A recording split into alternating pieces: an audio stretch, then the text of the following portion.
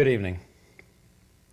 I'm sorry not to be able to be with you tonight to receive this great honor of the D.W. Griffith Award.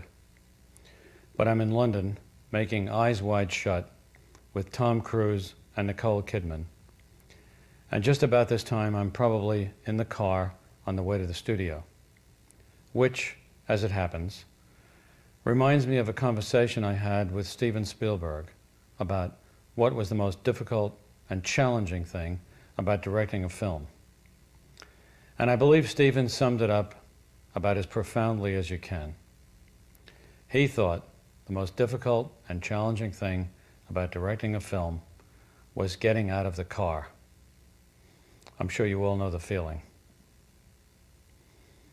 But at the same time, anyone who has ever been privileged to direct a film also knows that although it can be like trying to write War and Peace in a bumper car in an amusement park, when you finally get it right, there are not many joys in life that can equal the feeling. I think there's an intriguing irony in naming the Lifetime Achievement Award after D.W. Griffith, because his career was both an inspiration and a cautionary tale. His best films will always rank among the most important films ever made, and some of them made him a great deal of money. He was instrumental in transforming movies from a Nickelodeon novelty to an art form, and he originated and formalized much of the syntax of movie making, now taken for granted. He became an international celebrity, and his patronage included many of the world's leading artists and statesmen of the time.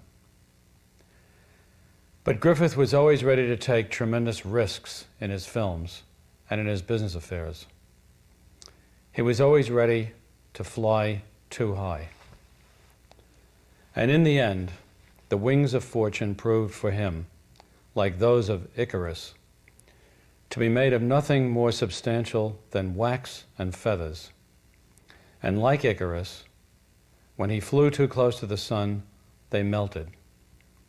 And the man whose fame exceeded the most illustrious filmmakers of today spent the last 17 years of his life shunned by the film industry he had created.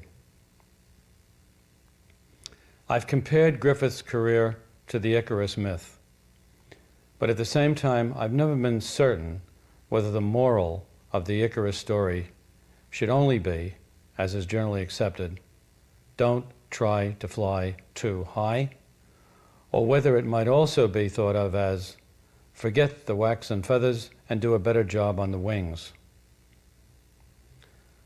One thing, however, is certain. D.W. Griffith left us with an inspiring and intriguing legacy, and the award in his name is one of the greatest honors a film director can receive, something for which I humbly thank all of you very much.